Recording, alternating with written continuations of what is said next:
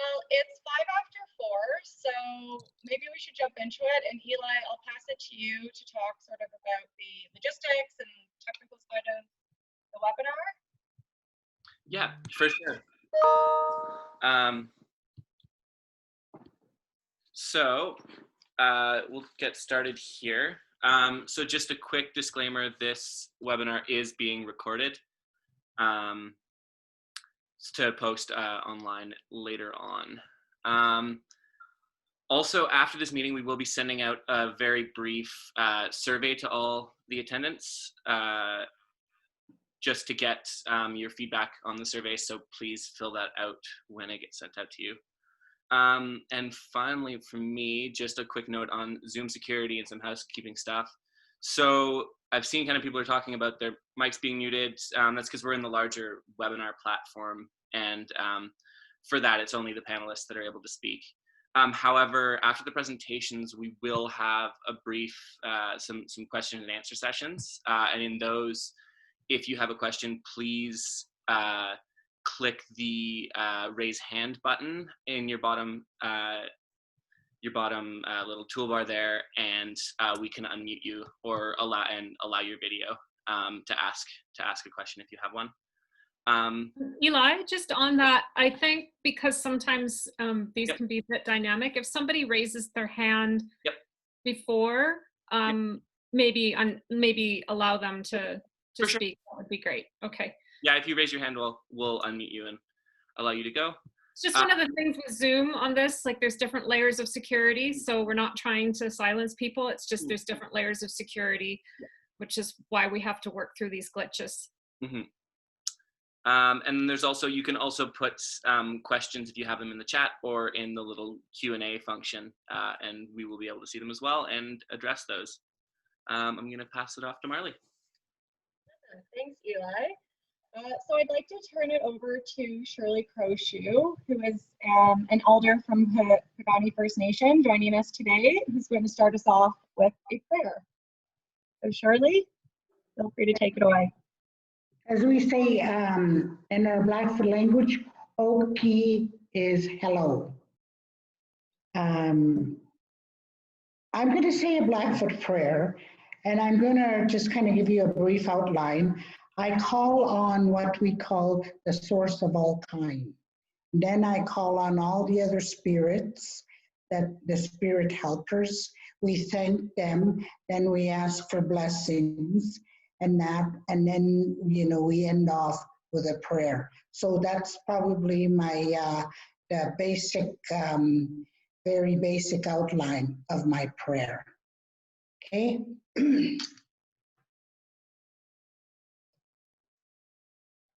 Ayo stebada piupa, ayo na pina tusi, ayo kipitaki wa kukumiki tsoma, ayo ipisoas sa. Ayo nagnatu yita piwa ko kinsik nitatu wapstaksen nanistik. Ayo kimatukanen hikatsimatupoa wanoksistikoi. Ayo kimatukat peksimatupoa wanekinokanistik pinani kaneksistikoik. Enik matsuda pohku tsimah pinani matukanai kamuta pikatu pinan and nexikistikoist. Ayo stipata piyuk nokomanista in nakusak kinan and nikane suka piyuk. And nagaheka mutsi beauty pinan. Ayo stipata piyuk pa kimatu kinan and notitapes pinanik. Oki stipata piyuk banks napi goex matap kukamanista moayaw. And nik suka piyuk. And nik no ichnochtape ikamutapikah pinanik. Ayo stipata piyuk pispamos kimatos niksukuan nanix. Ayo kakaita piyuk pinan. Ayo stipata piyuk kimatapenan sa pinananik apestig ochsinik. Ayo nagoksokta isinots pinan. Ayo nagoke ikskatu pinan. O kenek kanaitu no itkarapesig sa kumnito ni matokpa inan sa tumua. Ayo stipata piyu pa ispamo kinana kimatu kinan anik sitapes pinanik. Aiskoke suka piwanik sistikoy. O ginagok ex kato pinana nik sayip po mapiik and nik na daksokta is sinots pinan. Es kumaniste ikamotak pinan and sixistikoy. Ay kana pesis kita yokto pinan and nikatsimu ikanik no kayiksi istemach katu pinan no kayiksi po atu pinan. O kinok kanes pomo kinanan no aksuka piwan nik tag moksa tipuiks and nik akana utista pitsimia. Kakokekini tu kinana. O kistipata piyo pa nek kidaksa inan satu mo pinan anik misami bata piyo sanini sta watsaman kamutan. Thank you.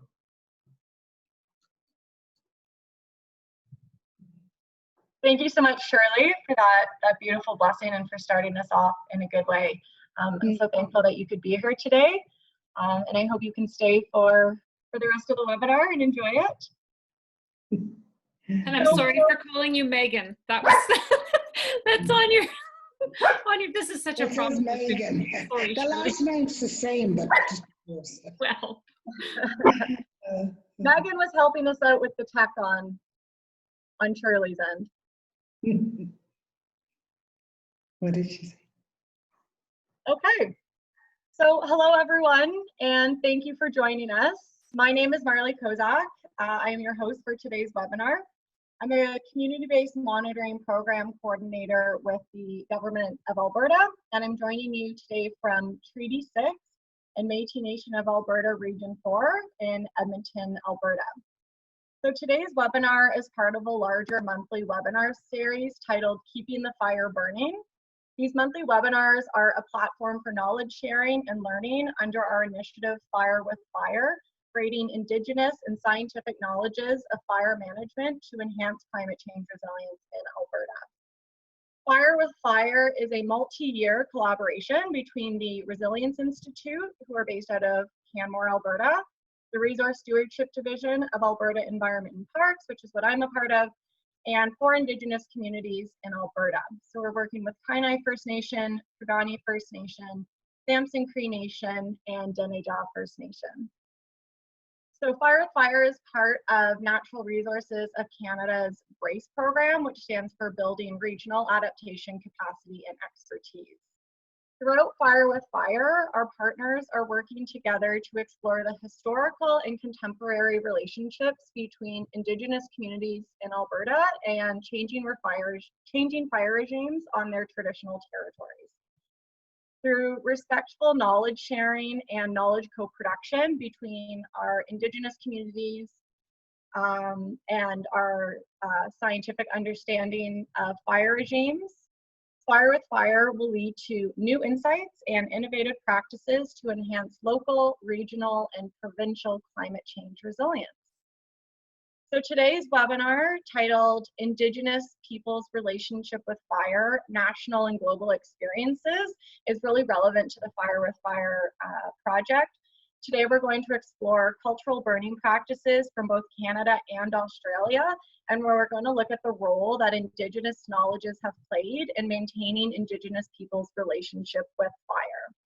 Our speakers are going to discuss the programs and initiatives that they're involved in that utilize cross-cultural fire stewardship and respectfully bring together scientific and Indigenous ways of knowing. And they'll also highlight the successes, challenges, and opportunities for their initiatives. So with that, I'd like to introduce our 2 fantastic speakers today, Russell Myers-Ross and Victor Stephenson. Russell Myers-Ross is from Unisetine, which means Southern Community Towards the Mountains. Unisetine is a community from the Silcotin, meaning People of the River Nation in British Columbia. Russell grew up primarily in Williams Lake, BC. He went to the University of Victoria and he received a master's in Indigenous governance in 2010, and then later served an 8-year term as chief for the Unisetine community in government since 2012. While representing the community as chief, Russell experienced the devastating effects of the 2017 wildfires and made movements to work with the Gathering Voices Society to find ways of re-employing Indigenous fire management methods to the land to prevent future wildfires and restore growth to the land. We also have Victor Stephenson, who is an Indigenous writer, filmmaker, musician, and consultant from Australia. And he works to apply traditional knowledge in a contemporary context. He is a descendant of the Tagalaka people through his mother's connections from North Queensland. Much of Victor's work has been based on the arts and reviving traditional knowledge values, particularly Aboriginal fire management with Aboriginal communities in the National Indigenous Fire Workshop, which involves a large community network across Australia. Victor has connections with First Nations internationally through sharing cultural knowledge practices for caring for community and country. So on that note, I'd like to give a warm welcome to Victor and Russell, and thank you both for being with us today. And Russell, I will turn it over to you to start us off with the presentations. Thanks, Marley. I think what I'll do is I'll refer mostly to the slides to sort of present the story, and then I'll just sort of move along. I'll just do the share screen here.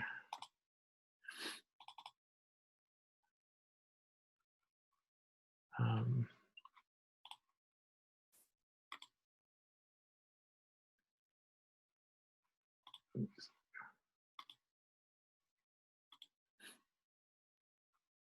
Everyone could see that, right? So just a little bit about myself. Marley sort of introduced myself, but I grew up in Williams Lake, and you know, for the most part, my mother, as part of the Saskatoon Nation, you know, I'm indebted to her. She passed on a few years ago, and in everything that I have learned about the land and the community and my family and the history of our nation, I owe to her.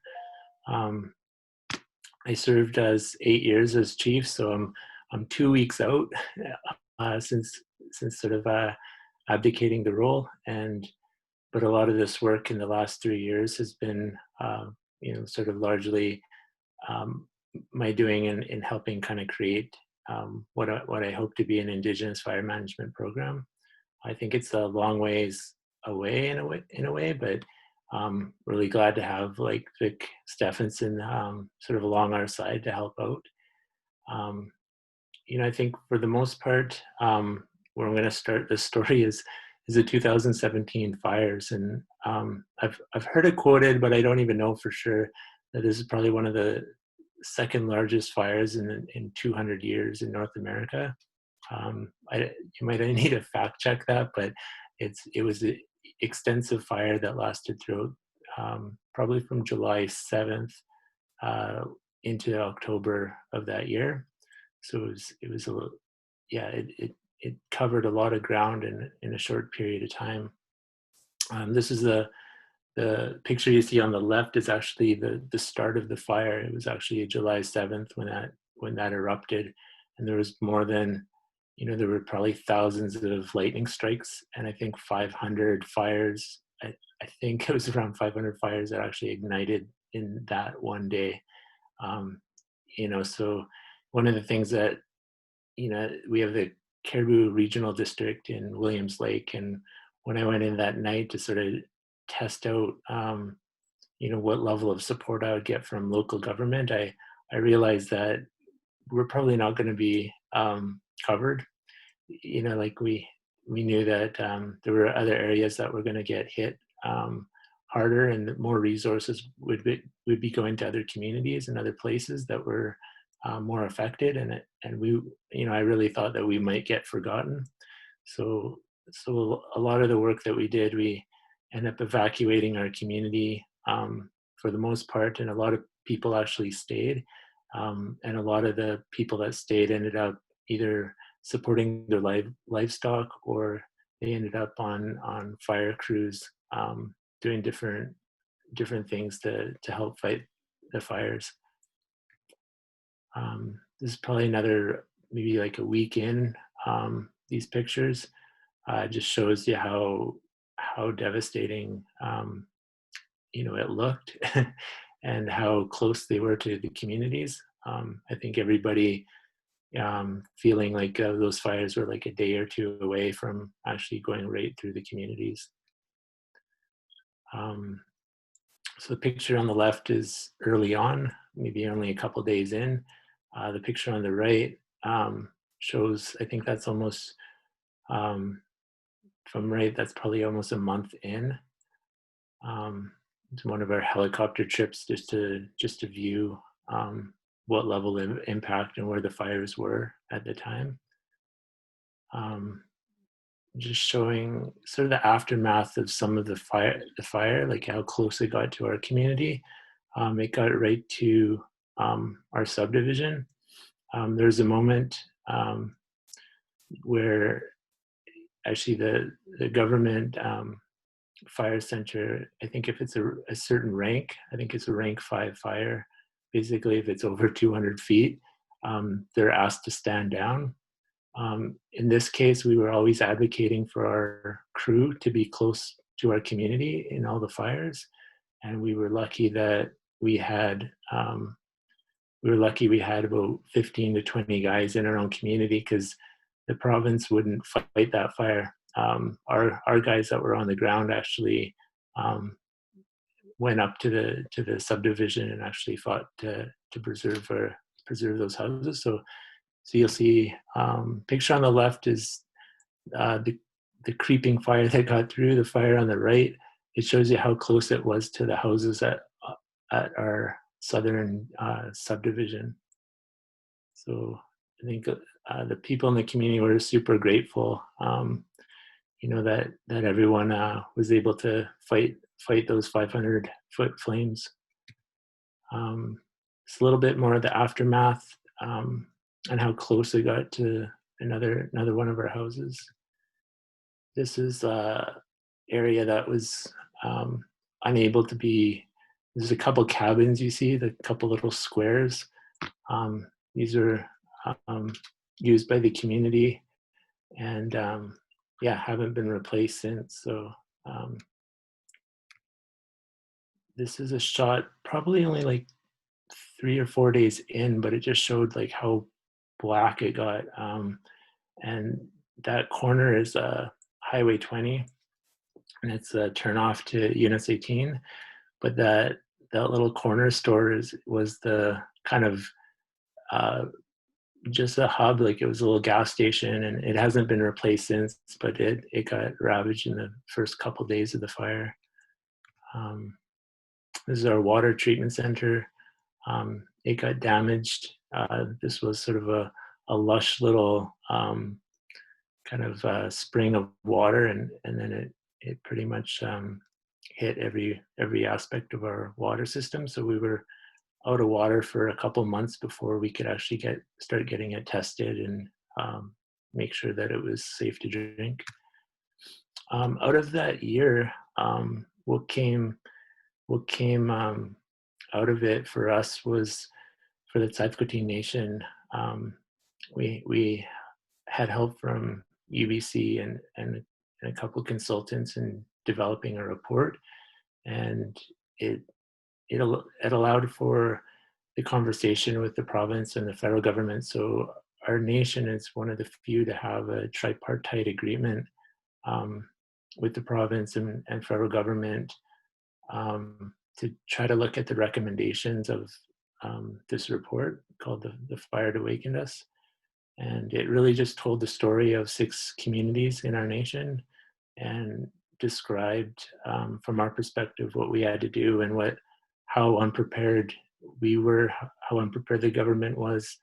And I think one of the highlights in it was the work that we're doing in terms of promoting prescribed burning. There's a picture of the crew that we had in Unit 18. We did work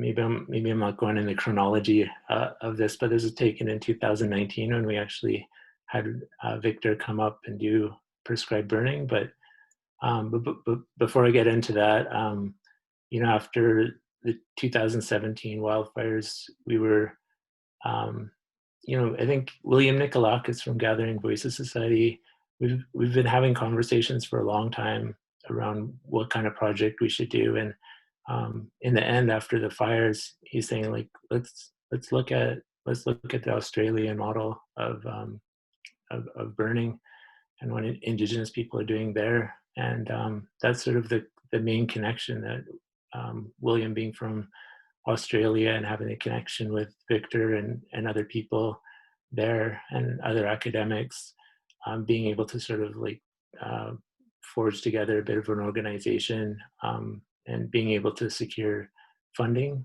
to sort of support this work.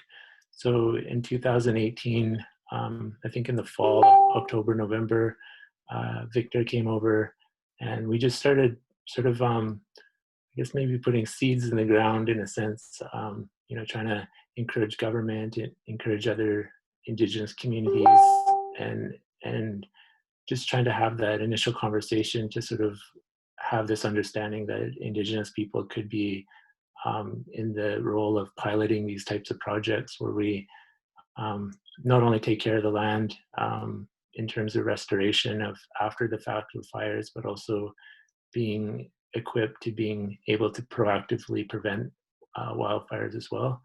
So I think Victor might have more to say about that event, but it was, to us, I think it was successful. It was more of a cultural exchange, get to know each other a little bit.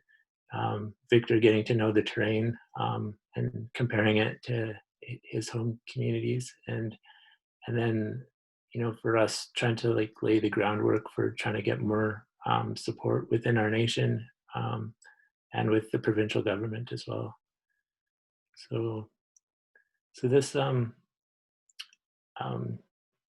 this was the 2019 spring project that we did, and just sort of flip through some of these photos here, but there's only a handful of us at UNS18, maybe 5. This is my cousin Jafan Smith. We also had my cousin Dwayne Hink, and you can see sort of the type of terrain and sort of the aftermath of the fires as well in some of these pictures. But for the most part, it's grasslands surrounded by trees, and this was right adjacent to our community as well. There's Dwayne Hink on the left fishing at the river. And then so a shot of the river, and I guess some of the wildlife too that you have to be careful of when doing some of the burns. But yeah, it's sort of neat to see. Yeah, and this is sort of Victor and Dwayne and sort of the aftermath of sort of tending to some of the fires near the later stages. And then I thought I'd add a few pictures here because this is, for the most part, this is the aftermath. This is like 2 or 3 weeks in. I asked Dwayne to share some photos of the aftermath of all the work that we did. So, you know, you look at it beforehand with all the black, and only 2 weeks later, you wouldn't even know that we did any work, to be honest. It was all lush and green.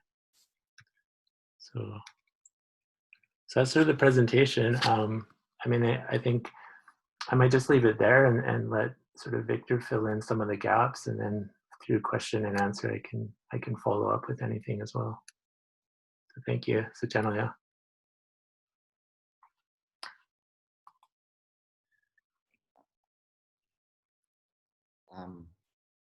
Fantastic. Thank you, Russ. Before we pass it over to you, Victor, is there anyone that has any questions for Russ specifically about the work that him and his community did?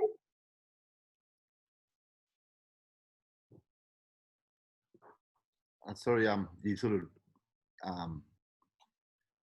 faded out there while you were talking.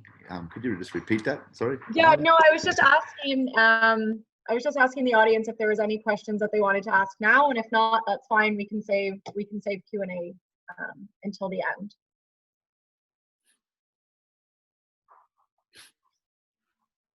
Okay, I don't see anything coming in right now, so Victor, I will pass it over to you.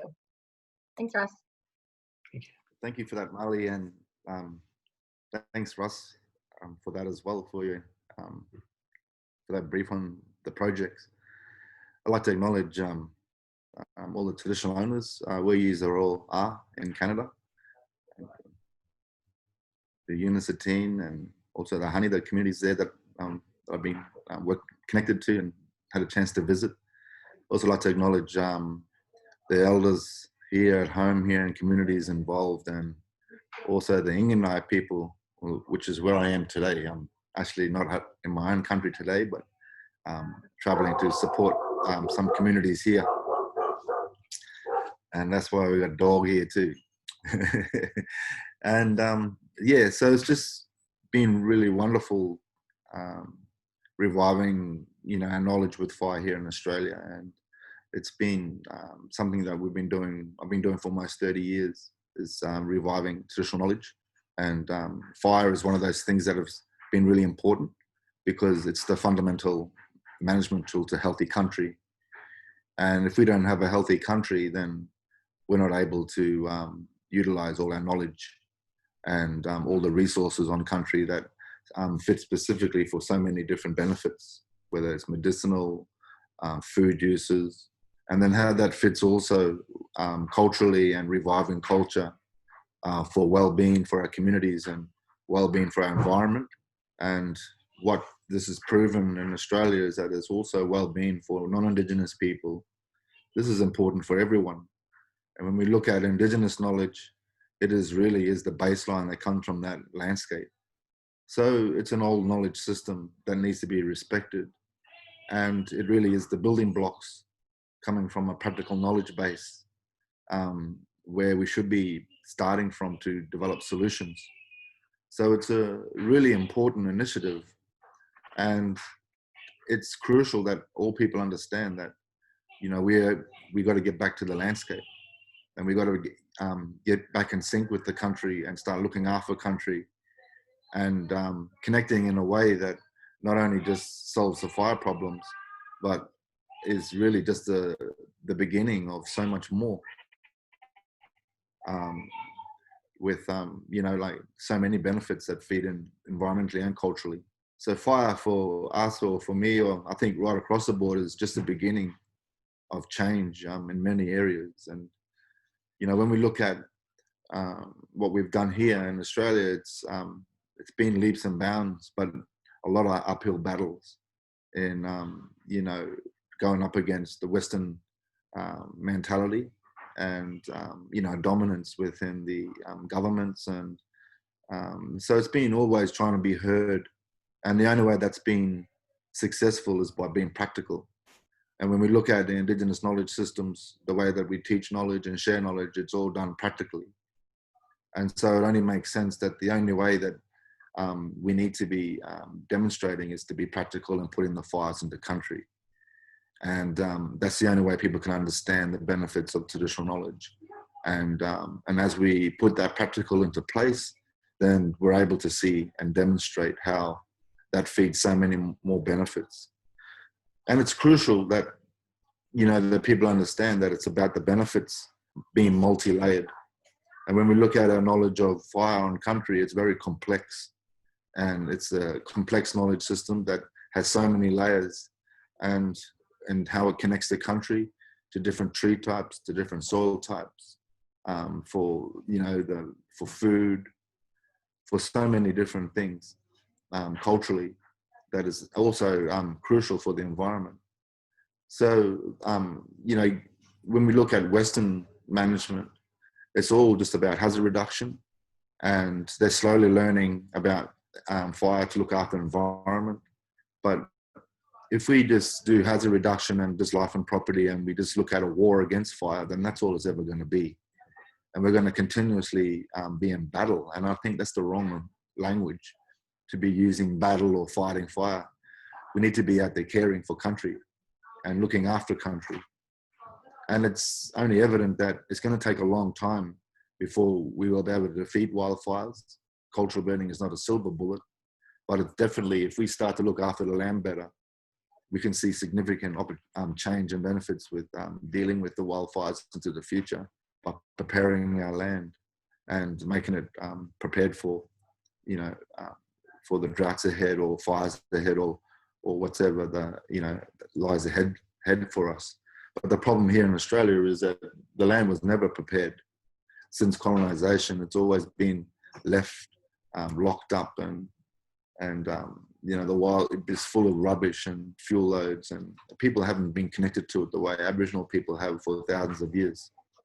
And so it's really important that people understand that, you know, that we have no choice but to get back to country and start looking after it.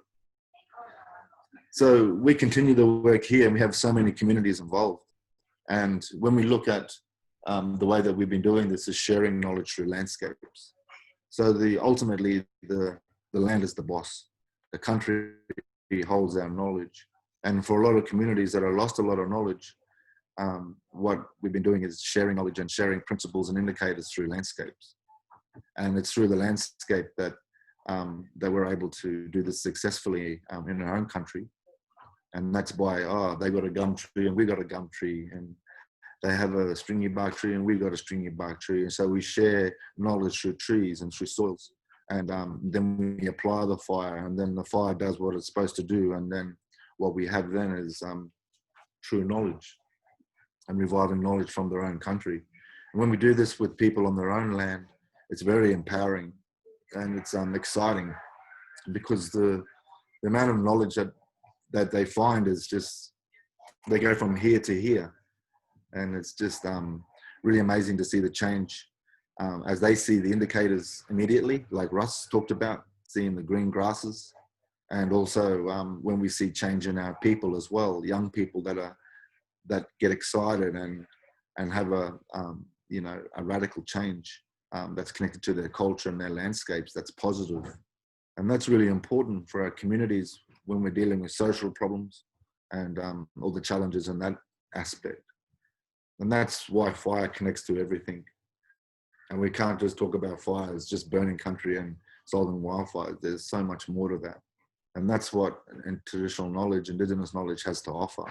And further demonstrating that is going to be the key to excite people into the future, to show how beneficial it is and how it connects not only with people who live in the country, but also how people live in the city as well, and how they can contribute to awareness and evolving culture in a way that brings our landscapes into our lives and to those solutions. So when we were sharing knowledge here and through landscapes, it was really interesting for me to come over to Canada and work with Russ and those communities, because when I first got there, it was just a foreign place to me. I didn't understand the trees. I didn't understand the soils. It was totally a foreign place. Sorry, there's quite a lot of people here doing a cultural camp where I am at the moment. And when I got there, it was just all pine trees and other trees and that belong to your country there. And so for me, it was about learning. And so I asked the communities, what's that tree and what's that tree? And they started to teach me just the names of the trees. And it was through those trees that I started to see, a lot of, through those trees, I started to see a lot of similarities. And when I looked at those trees and what they meant culturally, and they say, oh, well, this tree, we find a lot of berries around in these ecosystems. And these trees live in the mountains, and these trees have a lot of water in their base, and their roots belong to very wet soils. And what they meant culturally and what the trees meant culturally to people, and just the tiniest bits of knowledge, like little dots of knowledge that they were able to show me, I started to see the connections to other trees at home. And I found, well, hey, that poplar tree that you have, that's just like our bloodwood tree. And it has the same soils too, like our bloodwood tree, and it has the same cultural significance. You got a lot of like berries on the ground and bush foods on the ground, just like our bloodwood systems that are very and easy to dig. And then I found a fir tree, and they showed me that tree in the mountain areas where there's very rocky places and the soils are more harder. And when I looked at the bark, it was exactly the same as our ironbark tree. And then, there was others as well that were sister or relation trees across the globe. And what people said in Australia is that when I first started to do this work, is that, oh, you can't learn from Northern Australia and take it to Southern Australia. You can't learn like that. It's a different country, it's a different environment. But that wasn't true. That myth soon went away when I started to go south and share knowledge with different communities in different places, and were able to rebuild that fine knowledge through those trees and indicators and relationships through landscapes. But what if my biggest interest was going over to see Russ and those communities was, well, I wonder if we can do the same thing across the globe, like Indigenous people connecting with each other and sharing indicators in the landscapes and following the landscape to see if we can revive similar knowledge systems. And that's the exciting thing. It's not the fire, it's not the exciting thing. It's the exciting thing is reviving knowledge from landscapes and how that can help us to rebuild knowledge that has been lost through colonization, through landscapes and through sharing indicators.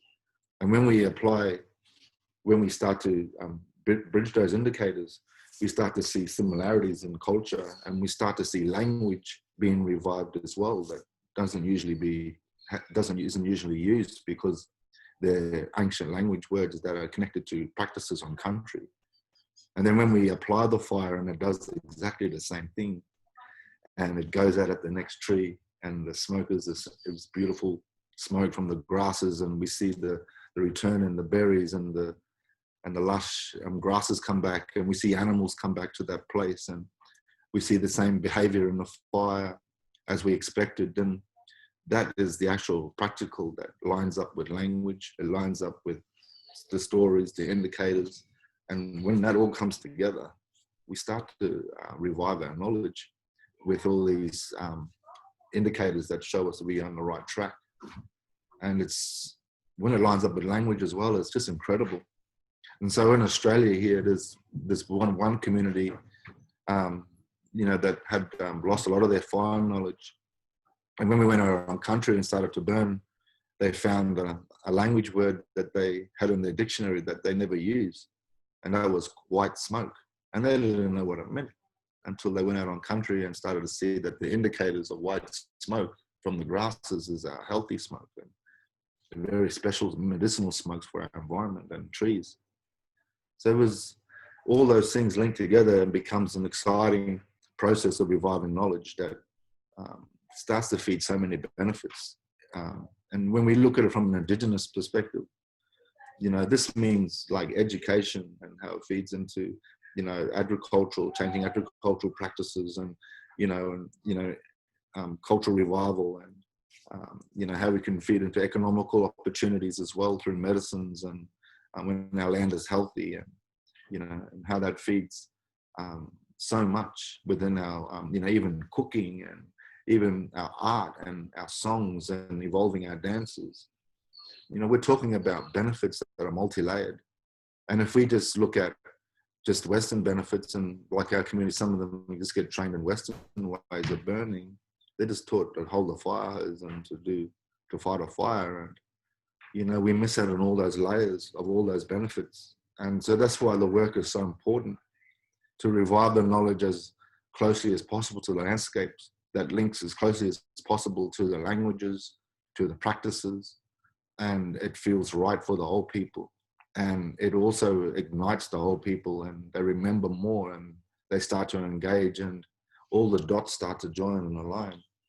And through there, we can fast track solutions, not only for our environment, but also socially, because there's something that everyone has to understand is that people and country go together. We can't heal our landscapes if we don't heal our communities socially as well, white and black, because of this. There's so much indifferences with people and so many different agendas, and we need to get everyone on the same page. And so the workshops that we do also involve the broader communities. And I hope in time that once more work gets done with Russ and other communities, that you'll be able to do workshops there involving the broader communities on the successes and start to demonstrate, all the great work that starts to feed out and to get bigger and bigger, and like fire spread slowly in a positive way across the landscape, and also within our societies that bring a greater understanding and a deeper understanding to how we need to be connecting with our lands and respecting each other into the future. So I think it's just really exciting time, but there's a lot of work to do. And I feel that if we look at reviving knowledge from landscapes, that's something that only Indigenous knowledge can do. And it's not bagging at Western science or anything. It's just because Western science is a young knowledge system, and we need old knowledge systems to connect with old knowledge systems, to share knowledge and indicators of land, and to be practical and demonstrate, to fast track so much opportunity. And that's where, I feel is really important work, what we need to do, because it's about our water, it's about our animals, it's about our trees, and it's about our language, who we are, our identity. It's about the identity of our land. We're losing that as well. And we need to hang on to that and revive that as a whole, because that's what Indigenous knowledge is. It's an interconnected, holistic system. And we need to be seeing it that way. We need to be activating it that way. And we need to see the benefits coming out that way as well, and not just one benefit of just, say, defeat the wildfires. There needs to be so much more that can come from that. And that's what Mother Nature does. It's an interconnected system. And that's what traditional knowledge is. It's an interconnected system because it's based from Mother Nature and natural law. So in the long run, that can only show more feasibility for money, in terms of money and how much cost that goes into things, and where you do one thing and we achieve all this, so much more. And instead of, we see at the moment in Australia, and billions and billions of dollars are going down the drain just with wildfires and fighting fires. And, we're not seeing any investments going into looking after the country and into all these benefits that I'm talking about. And that's where we have to change. And that's where Indigenous knowledge is. It's a proactive, and it's not a reactive, So yeah, it's just really important work. And when we look at sharing knowledge overseas, it's about working together and working as a collective. And because every little bit is so important and it all counts. But I was excited over there because when I found the ironbark tree, what I found within the ironbark tree from home here, which is your fir tree up in the rocky part, where the wildfires went, no grasses came back. And I came there a year or more than a year after the wildfires, and there was still no grasses in those systems. And that's the same as the ironbark country. And we call that country storm burn country. And we don't burn that country unless we get rain or a lot of moisture in the soil. Otherwise, no vegetation will come back for a long time. And when I see the same indicators from the wildfire and the same problems that it caused on those systems, it's the same as ours at home, I got really excited. When I saw the stones and the rocks around the base of the tree, hugging the tree, just like our ironbark trees, as what they bring in different soils, different trees bring different types of soils and different stones. And I was just really excited. And then all them fellas were looking at me going, "Oh, why are you so excited?" And they couldn't understand why I was excited. And so I really wanted to just take them over home here and show them the exact same tree that we have here. That's totally different species, but it's totally identical, and similar fires. And when I also found that the grasses in your country, they were the same, in terms of in the soil, the same height and the same volume. And when we burnt the grasses, the same color smoke came out, and I smelled the same smoke, and it didn't sting my eyes. It was clean smoke, just like our grass smoke at home here.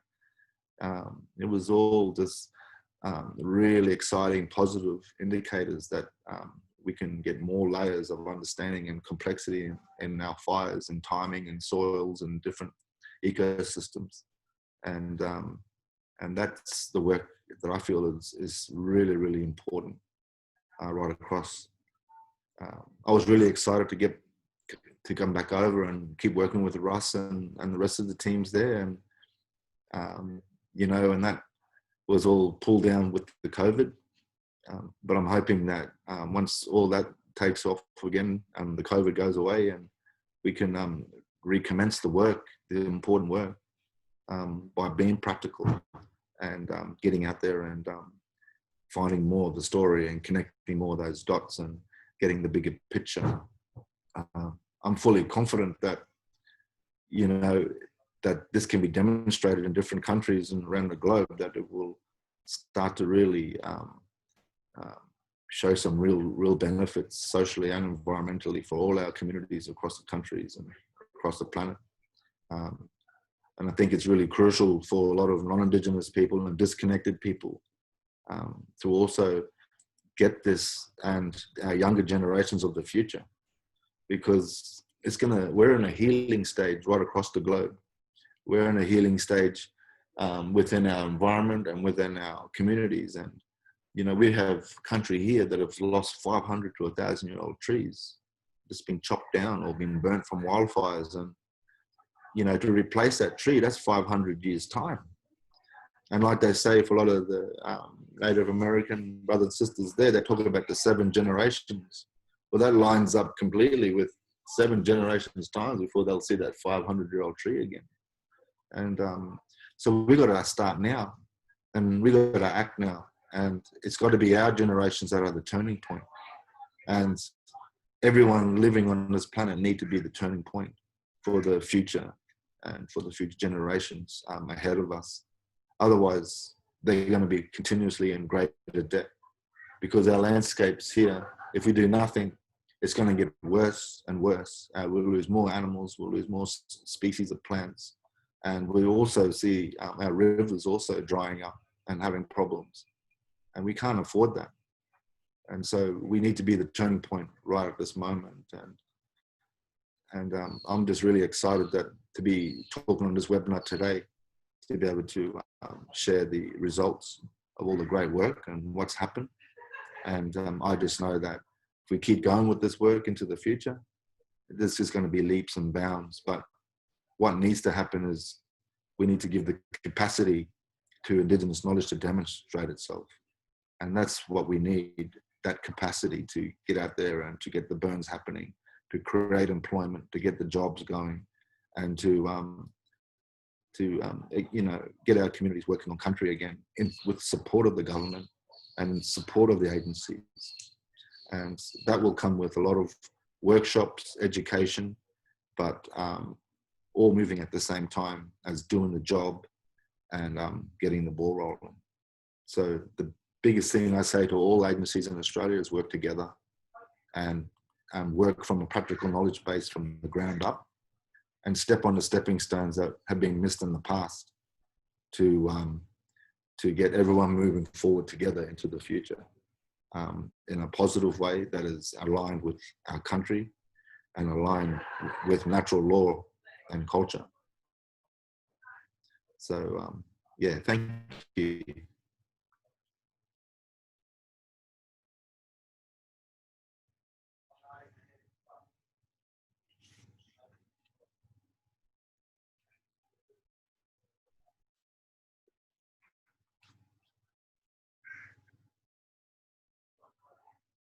Is that There you are, Marley. Great. There we go. All right. Well, thank you both so much for those amazing presentations. I know I definitely learned a lot, and I think one of the big takeaways that I I got from both of your presentations and sort of some overlap and similarities that I was hearing is, you know, there's sort of the benefits of introducing fire back onto the land for sort of the, you know, financial, economic reasons, and to prevent, you know, property damage and, you know, damage to infrastructure and things like that.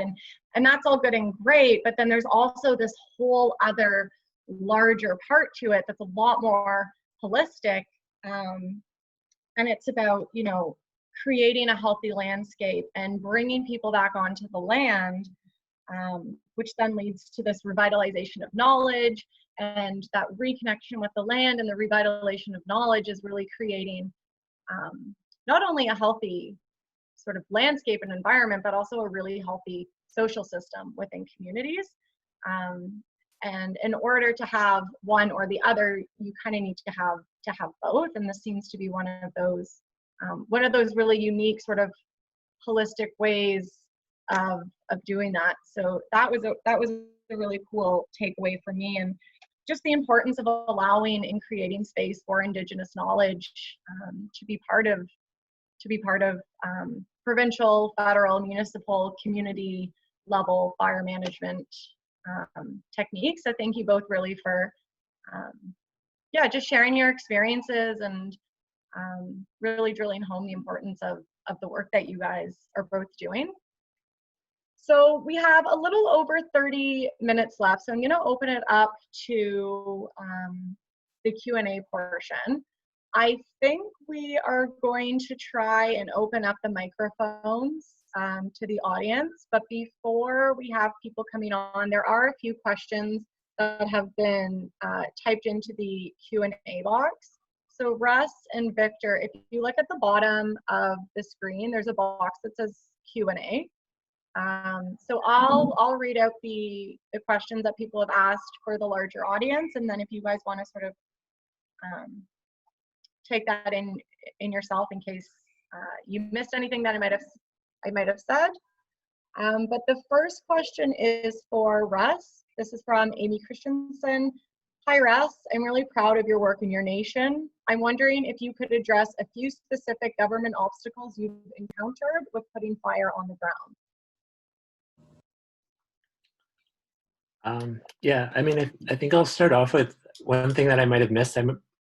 Victor mentioned that our work is with Hanigwitine, which is one of the Tsatsouline nations, but there's a difference between Hanigwitine, which just came through the Supreme Court of Canada and have title. So they have exclusive jurisdiction to their land, and therefore they have the ability to actually manage the land the way that they want to. Whereas Unisatine is on I consider it Tsatsouline land, but it's considered crown land, and so generally we had to work through government.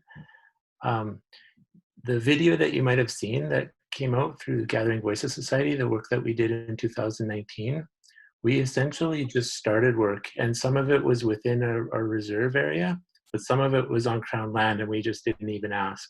So we purposely did that because we wanted to show and demonstrate that we can actually do that work without government regulating or putting obstacles in front of us. So now we have this demonstrated, video showing that we can actually do the work, and that there should be a level of confidence that we can do this without burning the whole forest down. So to answer that question, this year we've been going through what we consider a referral process. I know it might be a little bit different in BC, but essentially we've proposed something to the government, and we're going through the hoops that government normally does to allow us to permit some of this work. And to be honest, I'm speaking as if one of these people that I work with is on watching this as well, but I'm very respectful of the people that are working with us. In principle, there's a lot of support there from government, probably from the highest level to the people that we work with on the ground. But when we actually start getting into it, all the obstacles start coming out. So even in this process where they've been supportive and keep having meetings with us, you know, I've heard, can we do it smaller? Can we not do it this year? We're not ready for it. Can you consider something different? You know, we've had just and I think a lot of it has to do with like them not understanding, being comfortable with the level of expertise that we might have on the land. You know, I think there's an expectation that there needs to be that expert that has, you know, that's trained in the fire center as a firefighter, and he needs all that knowledge to be able to do this work. To almost not knowing the land well enough too. So of our 5 polygons that we put in, we only got accepted for 3, for example, over concerns, but they haven't walked the land. They've only saw this, you know, they've only seen our land through maps. And so to have this sort of abstract idea of what's on the land. So they're making a bunch of assumptions about our land without having walked on it. And it had to, these proposals had to go through 5 different people to be signed off. We submitted something, I think, in January or February, and we're still waiting for the final approvals on it. And now at the 11th hour, even though we might be going in next month or next couple weeks from now to do this work, we're getting like, we're starting to get resistance from, oh, you need a council authorization for this. You're gonna need like insurance coverage for this and that. You know, just like who's the personnel that's trained and qualified to do this. So we're facing barriers as we go along. It's like the more we dive into government, the more obstacles you're gonna encounter. So yeah, I think that's another one of the benefits of working with Gathering Voices Society is that we've actually we've fundraised all the money to do this, and we've even secured 3 years of funding. And so we're not looking towards government right now to pay for this. Otherwise, I could see them not actually paying for piloting this type of project. So I think there's like the fire center and the sort of lands department, you know, they work in tandem, there's support there. But to be honest, like, they're not ready to sort of hand off the reins to have Indigenous people do this work, even though we might, you know, even though I think we have to keep demonstrating to show that they need to have confidence on us to do it. So that's just my best answer for now. And also the following from Russ, like we started our first burns. They wouldn't allow us any permits, and they wouldn't allow myself and the elders to burn in Kukutaipan country. And we had to just go ahead and just do it. And our first burns were illegal, but I'm not saying that everyone should go out and burn illegally. No, don't do that. It's just how we had to get the ball rolling to demonstrate that that there was something in this positive for everyone. And they soon found out then that what we were doing was a good thing. So when I went over to Canada, and it was like in a time machine. You know, I was like, oh, I was back 20 years ago when I first started in Australia, against all the obstacles of people not understanding, not knowing what cultural burning is, governments that are throwing obstacles rather than helping out. And so that's why, with the move in agencies here in Australia, they're starting to get on board and say, well, here, you drive now and we'll get in and support you and we'll work together. That's what we want to see agencies over there and every other country doing too, and not going, well, there's an obstacle, throw it in front of us, and not even bother helping to even achieve those obstacles and get through those obstacles. We can't have that separation and putting spanners in the works. We need everyone to work together and to help each other. And if you can't get in there and help, then get out of the way, because this is too important for our environment and too important for our people and country. And here in Australia, the agencies are starting to realise that now. Slowly the government is starting to realize and having confidence in doing this the right way, and by involving Indigenous people in a way that gives us the opportunity to lead a process so that we can demonstrate the benefits, not just, like I said, not just with the environment, but right across the board. So, you know, by sharing knowledge through culturally, through indicators, through landscapes, we can also share successes with government agencies and different ways of thinking. And I think that will all come hand in hand. So I see some agencies demonstrating with other agencies the right way to work with community.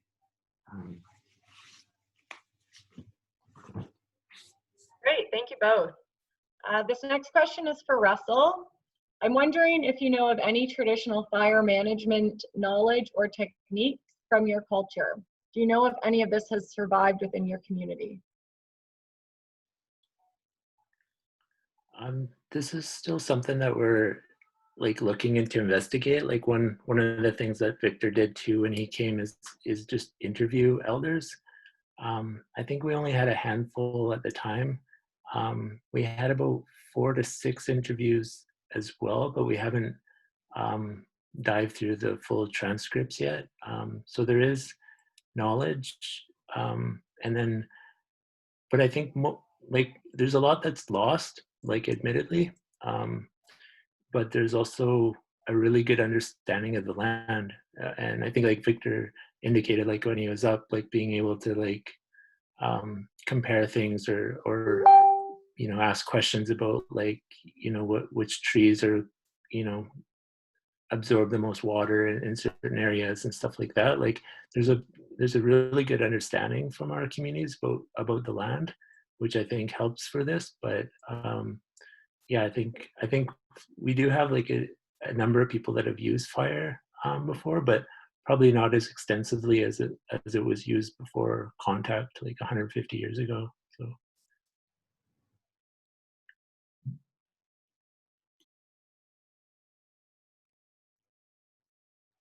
Great. Thanks. So we're going to try something a little different. I'm actually going to call on the people who have typed the questions to read them back for us. So the next question, or the next person in line, is John Jack. All right, can you hear me okay? Yep, that's perfect. Yes. Great. Okay, well, hello, Russell, and good morning, Victor. So my question was originally about the what some strategies might be for getting state or provincial governments to work with First Nations, Indigenous communities on a more interconnected approach. I did hear that Victor touched on kind of like the very wide-ranging value that cultural practices have in regards to the positive impact it has on communities, not just economies, but social structure and overall relationship with the land. I'm finding in some conversations I have with government officials, local government and provincial in my case, that the conversation tends to be about 2 things. Community safety in regards to forest fires and smoke. You know, on Vancouver Island here, we have a kind of a mid-range smoke haze coming from Washington and Oregon right now. So not enough to stay inside or cancel schools, but still noticeable. So I think that makes it front of mind. And then the other is protecting tree stands and protecting the value of timber. It goes beyond that for our communities, however, but it seems as though there is a lack of understanding or a lack of accepting the whole idea that when a First Nations person or an Indigenous person thinks about the land and the resources, they're not somehow separate from people, from the way we live, and from what we categorize as economies and society. Is the most effective way to actually get these things going an argument, or not an argument, but a way of convincing provinces, for convincing other governments to accept that kind of holistic approach? Or has it been effective in just leaning on the things that they care about, understanding that we still get all those other benefits if we do it in a way that fits with our traditions or our outlook. I guess my question is it even useful to talk about that distinction with these governments, or what are your experiences? This is for both of you too. Thank you.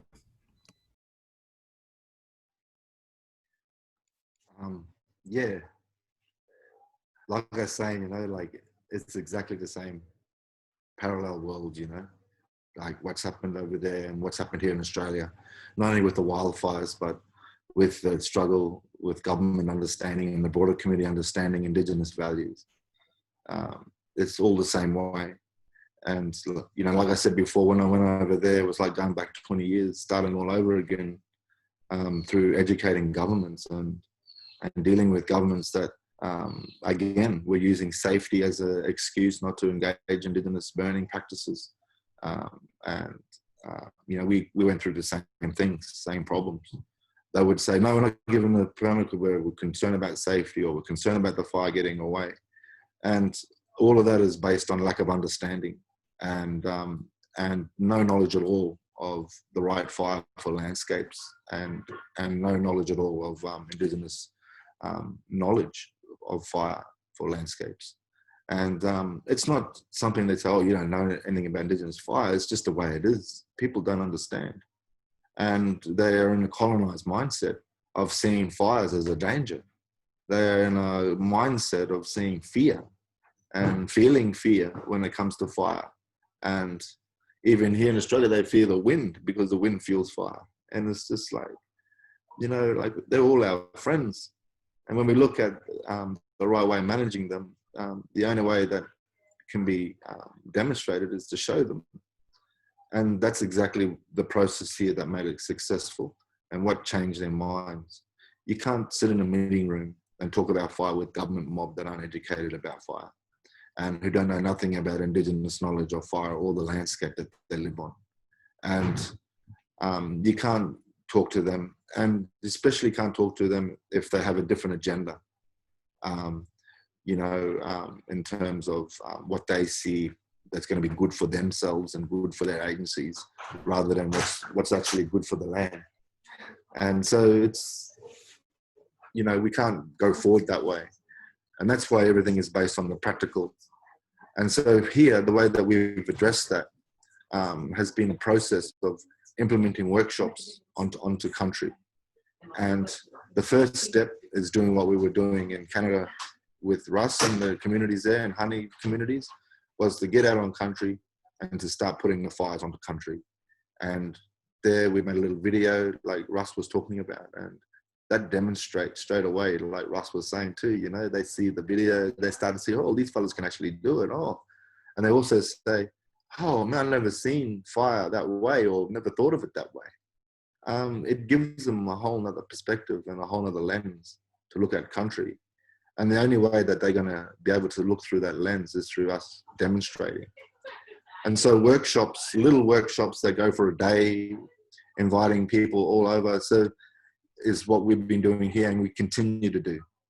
Here now I'm doing a cultural camp, and we're educating fire into a new region that people are just getting started here. Next week, I'm doing workshops with a number of townships, non-Indigenous people as well, and agricultural sectors. And they start to take hold of this and understand this. And when we started off with one workshop with only 5 people turning up, now we've got 100 people turning up at every workshop. And it just grows and grows because the right processes of educating the nation through landscapes is crucial if we're going to look at changing the mindset of government agencies and how they work with community. And so it's only through demonstration that we can do that. And so Russ and them, they're already on the starting point. They put their first fires in. You know, as soon as we go and put more fires in, we'll build the confidence. We'll have demonstrated how the fires have gone and how it's benefited the environment and how it's benefited the community. Then we're ready to open up a workshop, inviting all the government people in and burn the country in front of them and show them. And that's how we do it here. And that's what's changed their minds and continuously change and create excitement across the nation, and a process of trust. And I feel that you know, can be shared, that same process in other places, where you know, where after a couple of years of burning in one place and successfully becomes a training ground and becomes a ground where we do all our meetings. We don't do our meetings in the meeting room. We take them out on the land and we do it there, because the land talks and the land can be interpreted. When the land is involved, you can't argue with that. But in meeting rooms, you know, especially at a starting point, it's almost impossible to get the viewpoints across the right way without the land involved. And so the work I'm doing, I'm involved with the mob there and with communities there over your country, is pretty much the very first stepping stones of the same process of being practical and start doing all our work from country and getting all our decisions made on country and getting all the people to meet on country and to walk with the fires and to start to get the right understanding and the right lens. And above all, you know, to relax and to have confidence that, you know, the fires that are going in country are not going to get away and they're not going to cause damage, that they're actually going to be beneficial and provide education and a wealth of opportunity. And I just know that's possible in your country.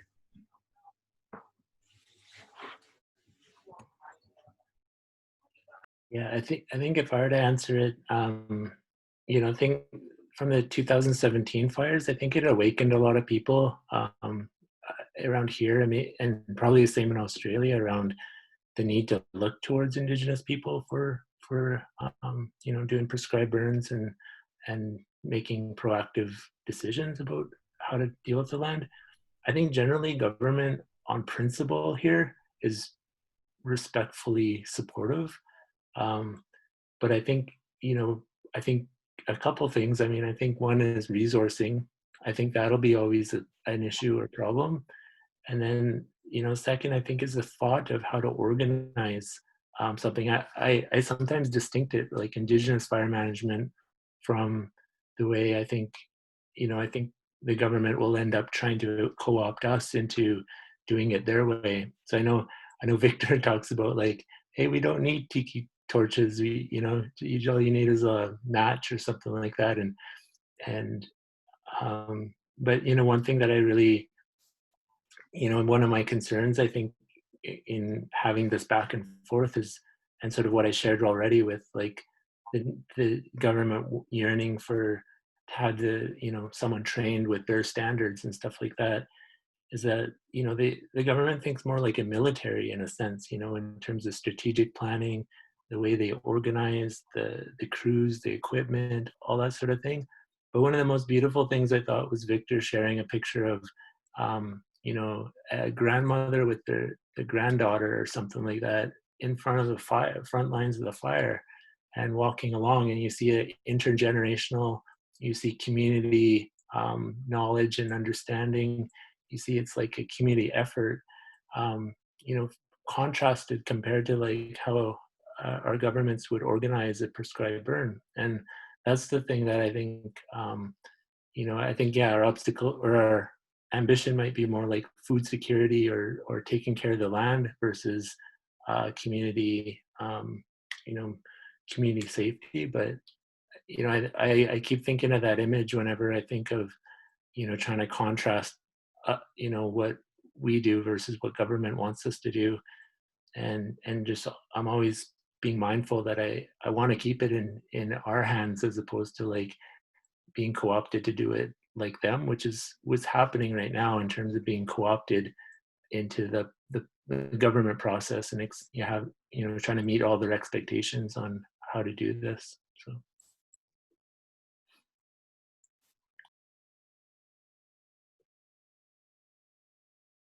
Great, fantastic. Thank you so much. In the interest of time, because we only have 10 minutes left, I'm going to ask Amy to ask her questions to the presenters, And then I'm going to open it up to Cheryl. And then if we have time, I will go through the anonymous questions that have been answered. So Amy, I'll let you take it away. Okay, thanks. Can you hear me okay? Yeah, you sound great. Okay, thanks. Sorry, I have another question. So just taking on from what Russ said, Victor, I'm seeing kind of a lot of issues in Canada around, you know, we have nations that want to work with government agencies, some of them, and, you know, follow those procedures that are in place. We have other nations that say, you know, this is our inherent right to do on land what we've always done. And so I'm just wondering if you have any advice, you know, for communities that are working with outside government agencies, because the big concern that I see is about taking cultural knowledge. So how do you protect like Indigenous sovereignty and our knowledge systems, but at the same time, you know, get fire on the ground? Like you guys as Fire 6 Alliance have been great at opening your workshops to allies. But how do you protect that and make sure, you know, that in 10 years, Indigenous people are still burning and doing this?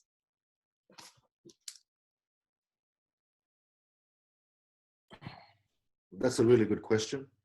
And it's the double-edged sword, you know, when it comes to our knowledge. But the first thing about that is, you know, we work from shared knowledge base, and a shared knowledge base that is based on looking after our land and it's based on sharing principles and similar landscapes. And, you know, we don't share our sensitive knowledge, of course, to broader communities.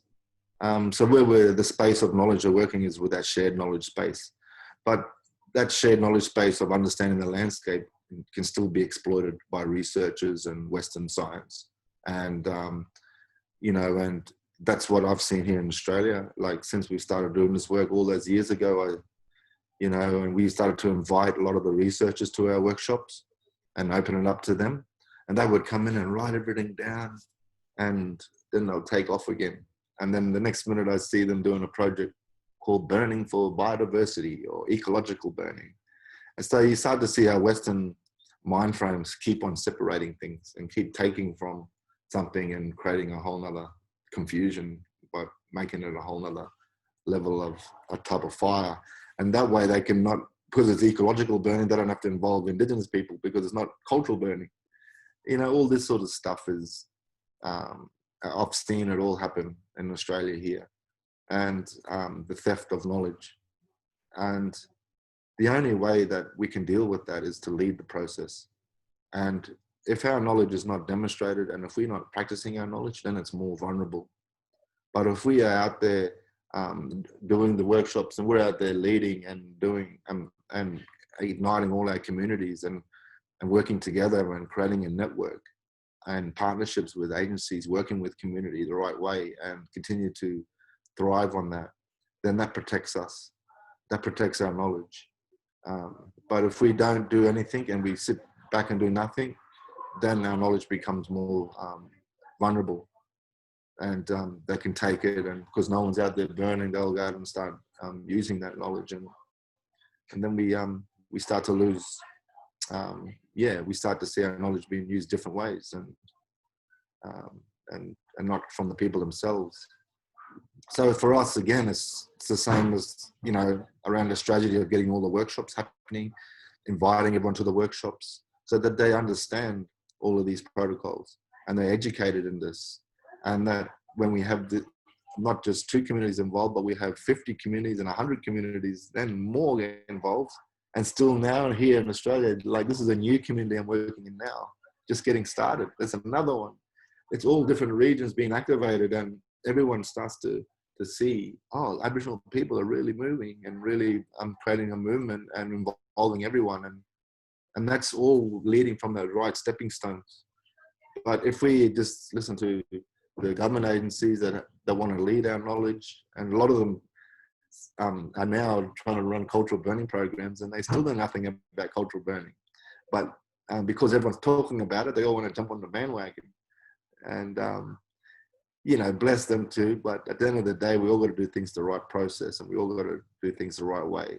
And that is by moving together and evolving together and respecting people and respecting place. And the only way that that can be possible as making our knowledge successful and for getting our programs successful, and to get that as being a part of the mainstream.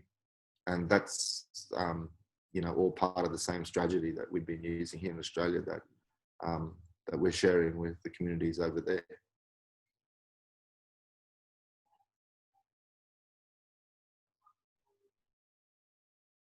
I hope that helped a bit. But it's a double-edged sword. You don't know what, if we don't share our knowledge with each other, we got to help each other as Indigenous people. And we got to involve non-Indigenous people. We have to, because they're part of our land here now. They're part of our landscapes. And, we even got blood belongs to them fellas, too, They're into marriages and stuff. And, and we share this landscape. And there are so many beautiful non-Indigenous people in Australia too that are really getting on board. And what we're seeing is now we're seeing for the first time in a long time a huge movement that's Indigenous led, that's supported by so many non-Indigenous people, and now moving into getting supported by so many agencies as well. And that's all that protects our knowledge, because everyone understands it's Aboriginal knowledge and it's an Aboriginal process, and it's not something that's been taken by another agency and bastardized. And that's why we need to be careful who we give our knowledge to, and that and my biggest fear is that we'll pull out these solutions from Indigenous knowledge and then it'll get corporatized by massive corporations, and the only way we're going to protect it, and then they'll take away all our opportunities. But the only way that we can protect our our knowledge is to continue to grow, build partnerships, and to get the right processes in early, so that it isn't seen as money making and power, as they always do to this land and our knowledge and our planet.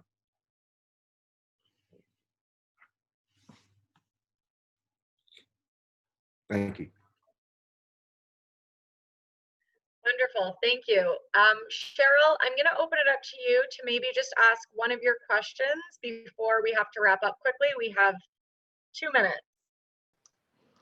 Thanks, Marley. Thank you both. This has been really fascinating. And I had a bunch of questions, but I'm just going to ask one. And thanks, Victor, for describing the perils of a sharing culture in a selfish colonized framework that you have to work with.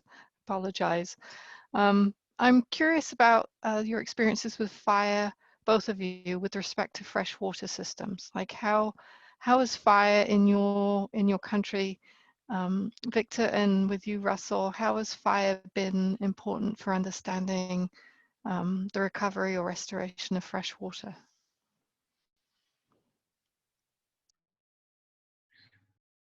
Ross, you want to go first, or right? I actually don't have too much. Go for it. Well, fire and water go together, and if our rivers have been treated badly, then that also reflects the wildfires, and always also reflects unhealthy landscapes. And sooner or later, people, protecting our rivers will be a big thing in this country, in Australia, because they're drying up and they're sucking all the water out from underneath with all the massive agricultural farms of, planting plants that take a lot of water that don't come from this country. We see massive minings happening, and our water rights being sold to these massive corporations. I mean, we see our rivers on a local level. Some of them, people just don't respect. They clear right to the riverbanks. We see, kids even just chucking rubbish in the waterways sometimes in places and not respecting it during the holidays, like just little things like that. Like the respect for our rivers needs to be way up here. And at the moment, people aren't seeing them, just like our trees and other natural resources, don't see the importance in them. But the fire and the water go together, and we don't burn in the river system, and a lot of our river systems, and it's only a certain situations that we burn to the riverbank when we have the parent trees of the fire-prone ecosystems that go right to the bank. But most of the time in our riparian areas, we don't burn because they're fire-sensitive trees. And there are other fire-sensitive ecosystems. So there's land that we do burn and land that we don't burn. But we need to be burning to protect our rivers so that the wildfires don't go through them and burn our water trees, and that protect our waters and to look after our riverbanks. And so, you know, it's just really crucial that all our lagoons and wetlands are protected while we burn around them. Same with our rainforests. You know, we need to burn around the rainforest, or we need to burn around the spruce forest so that we don't get fires into there later on. And whatever the case, we need to burn around our fire-sensitive areas and manage them properly. And that's where water is also part of that. And water is also an important part of burning too. When we wait for rain and certain rain to come to burn, where we wait for dews and moistures when we're burning in fire-prone country.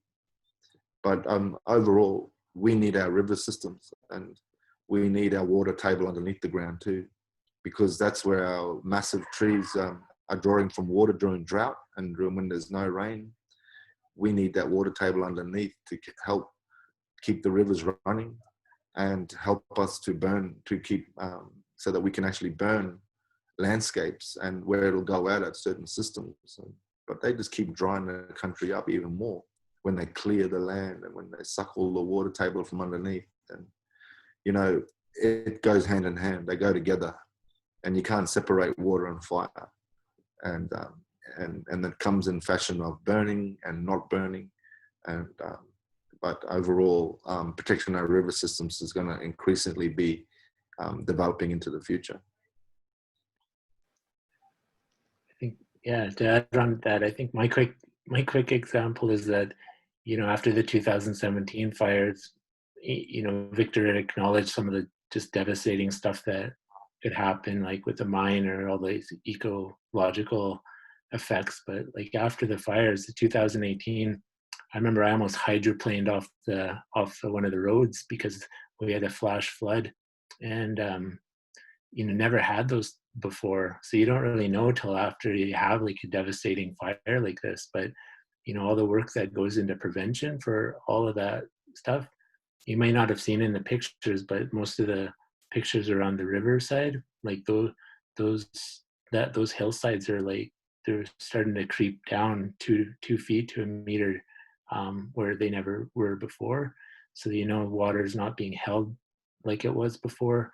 The whole landscape is shifting. You have soil that's eroding just because of the topsoil that's leaving certain areas that would have been stored. So yeah, you don't realize it until you actually have a devastating effect to how important the water is, and you know how those natural systems, you want to try to keep them in place. And you know, for prescribed burning, being able to prevent those big fires from devastating the land is really important.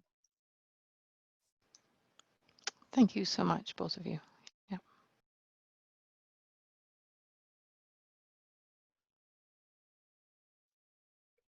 Great, thank you, Victor and Russ. I am wondering, because there are still quite a lot of questions, do you guys have another maybe 10 minutes? If you have to go, that's not a problem. Yeah, I'm game. It's another question if you like. Yeah, okay. So I'm going to read some of the questions from people who have asked anonymously. So the first question is for Victor. How did you begin to relearn your traditional knowledge with fire? Through our elders, old people. And you know, like for my mother's side, like, and Takalak clan group, I couldn't find much answers. And growing up, was not growing up on country because of removal of people and in the earlier days. But knowledge wasn't there in full, and for a lot of communities, you know. And so as a young person, I asked a lot of elders where I grew up, and then I kept searching, and then I found two very amazing mentors, Dr. Tommy George and Dr. George Musgrave, who have now passed. And you know, it was through the work of those two elders and myself, we started to revive the fire knowledge in their own country, and one thing led to the next. And so the knowledge that I share is comes from the old people and comes from the country. That's based on thousands of years of experience, and I'm really proud of that. And it's been a really important link from that knowledge and that time that's supported so many communities and helped so many communities, and a lot of those communities got to meet one of the elders, and some of that, you know, of those elders in the recent times when we were doing the fire workshops. And you know, and that's where it needs to come from. It needs to come from, you know, the Mold people that are linked to that country. And no matter where that goes from there, we always know that it's linked to the roots of that knowledge. And so those two old people are really well respected in this country now. And even those who don't know them. And that's why I wrote Fire Country, to acknowledge the Mold people in that book. And to ensure that the knowledge that this is the same knowledge that comes from that old knowledge system, even into contemporary. So it's yeah, I'm really proud of that, and that's, you know, it'll continue to grow and develop into the future, knowing where it's come from, and knowing that it's come from the people and then the knowledge itself, and that's really crucial. Thanks, Victor. Another anonymous question. Thank you so much for your presentations. What are you most looking forward to in the next few years for cultural burning? So I would open that question up to Victor and Russell. I'll let Russell go first on that one. What are you most looking forward to in the next few years for cultural burning, Russell? You know, for myself and the community, I think it's similar. You know, being able to continue to share with Victor and across, you know, the line of from us here and Australia and what they've learned. Also being able to train people in the community where it becomes more familiar to the point where we've built confidence in ourselves and government to do the work, and just to expand from there. Yeah, that's sort of my hope.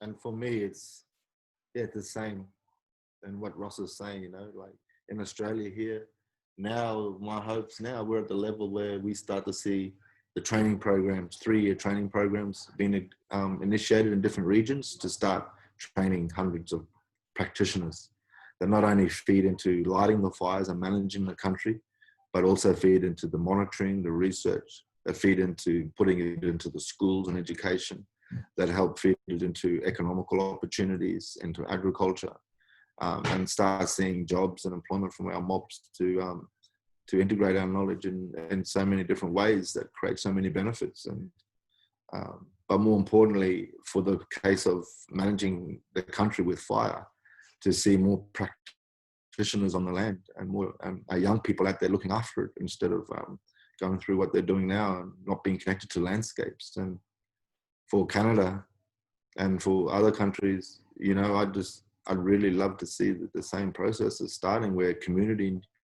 mentoring community and a huge network, and see this grow, and for the broader community to be shared in, and to also share the benefits, and to have a respect for Aboriginal people and also the land that they're on, and have a more greater connection and understand how they can contribute and how they're a part of that. And so I just hope that more workshops and more demonstrations and more doing the work occurs immediately.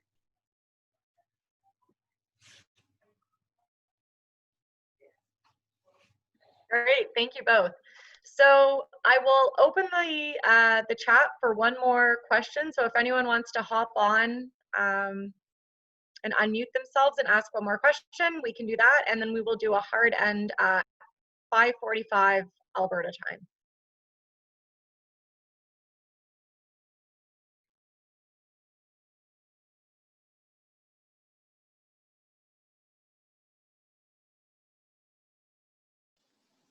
Okay.